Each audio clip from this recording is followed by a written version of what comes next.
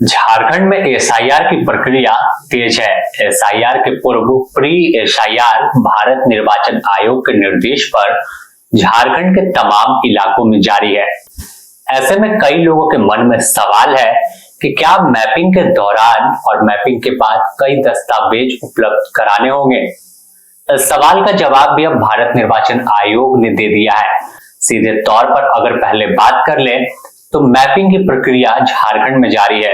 विशेष camp 13 और 14 तारीख को तमाम मतदान केंद्रों पर लगाया गया।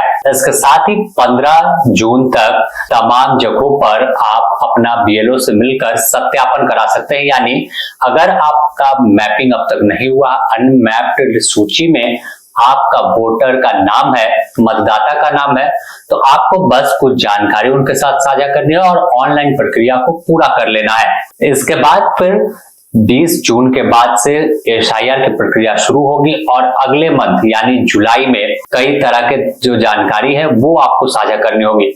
लेकिन इलेक्शन कमीशन ने साफ किया है कि दस्तावेज उन्हीं को जमा करना है जिन्हें नोटिस भारत निर्वाचन आयोग यानी चुनाव आयोग के द्वारा जारी की जाएगी। अगर आपको कोई नोटिस नहीं दी जाती है तो आपको किसी भी तरह के कोई दस्तावेज नहीं देना है। आपको इसे लेकर क्या कुछ करना है, खुद झारखंड में मुख्य निर्वाचन पदाधिकारी हैं के रवि कुमार, उन्होंने साफ किया है कि किसी तरह के दस्तावेज को जमा करने की जरूरत नहीं है। कमीशन का बहुत ही क्लियर कट इंस्ट्रक्शन है, एनुमरेशन फेज उसका पहले किसी वोटर से कोई भी डॉक्यूमेंट नहीं लेना है। सभी वोटर का अभी 2026 उनका सबका डेटा इलेक्शन कमीशन के पास ऑलरेडी अपने मतलब प्रीवियस एसआईआर के इलेक्टोरल रोल के माध्यम से है। वो आप केवल झारखंड का नहीं, पूरा इंडिया का भी डॉक्यूमेंट डिजिटली अवेलेबल है। अभी मैपिंग मतलब वही है, उनका अभी वर्तमान रोल में होगा, मतलब उनका 2003 में कहाँ पे उनका मैपिंग किया जाता है। उसके बाद उनका प्रोजनी है, सन एंड डॉटर का भी मैपिंग किया जाता है।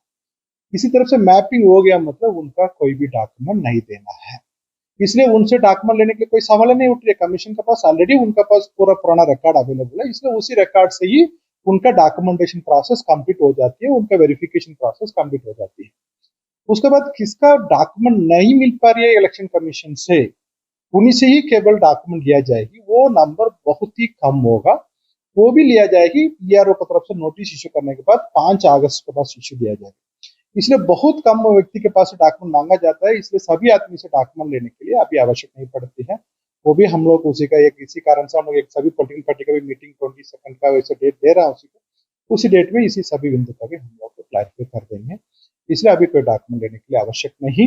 आपका किसी भी वोटर भी है, उनका 2003 का रोल में नाम है, नहीं मतलब प्रीवियस एसआईआर में इंडिया में किसी भी स्टेट यूनिटी में है, उनके साथ मैपिंग होने के बाद वो डॉक्यूमेंट सफिशिएंट है। उसके बाद कोई भी डॉक्यूमेंट उनसे नहीं।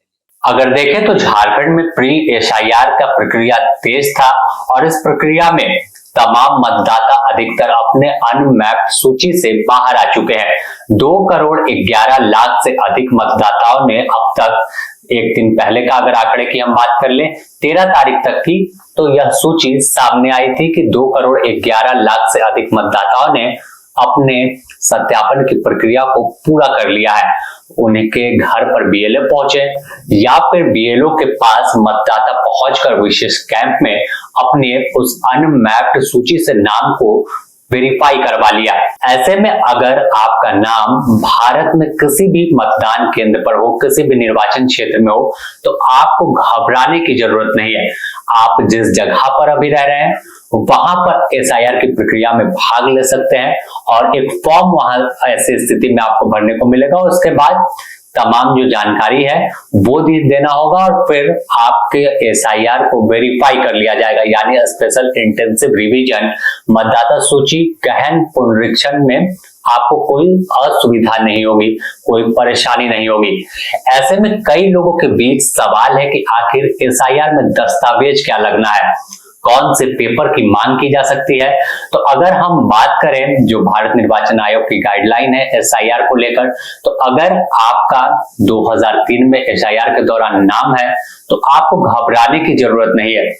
बीएलओ के पास ऑलरेडी तमाम जानकारी आपकी है, बस आपका अनमैप्ड मतदाता थे तो आपने जब सत्यापन कराया तो इसकी भी जानकारी उनके पास है। तो ऐसे में बस एक वेरिफिकेशन होगा और उसके बाद आपकी तमाम जो दस्तावेज है आपके वो पूरे हो जाएंगे, आपका वोटर लिस्ट से नाम नहीं कटेगा।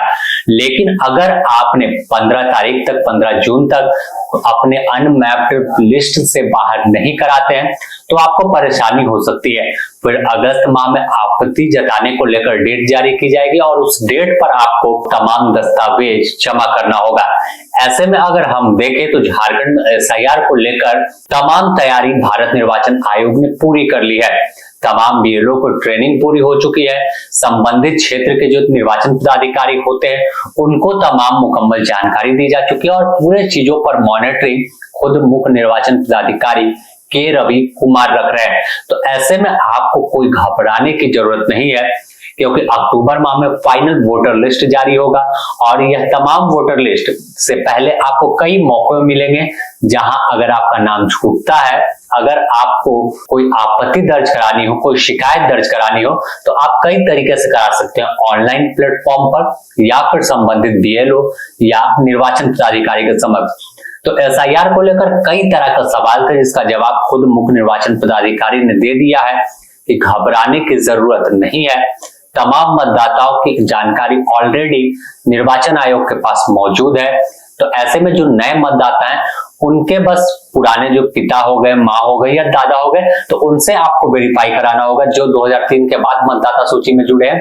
और बाकी जिनकी लिस्ट में नाम 2003 के वक्त थी तो वैसे सब मतदाताओं को कोई दिक्कत नहीं होगी, वह आसानी से 2003 के से मैप कराएंगे। वहां पर जो सीरियल नंबर है वो आपको BLO बताएंगे और प्रक्रिया पूरी कर ली जाएगी।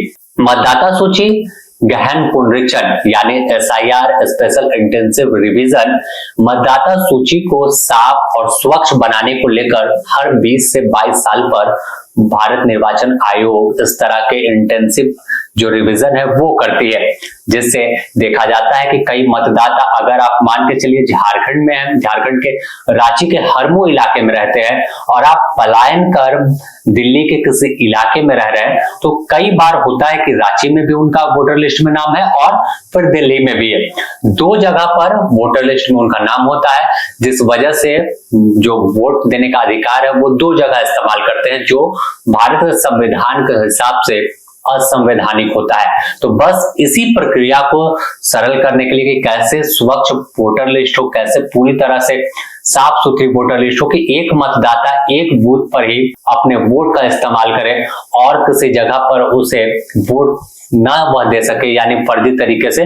तो इसी चीज को स्वच्छ करने के लिए जो निर्वाचन आयोग है वो इस तरह के इंटेंसिव रिवीजन चलाकर वोटर लिस्ट को साफ बनाने में लगा है। द न्यूज पोस्ट आपको स्पेशल इंटेंसिव रिवीजन यानी SIR से जुड़ी हर जानकारी आपको सबसे पहले पहुंचाएगा। बने रहें आप द न्यूज पोस्ट के साथ। पल पल खबरें पढ़ना चाहते हैं और अपडेट से रूबरू रहना चाहते हैं तो द न्यूज post.in को आप लॉग इन करें।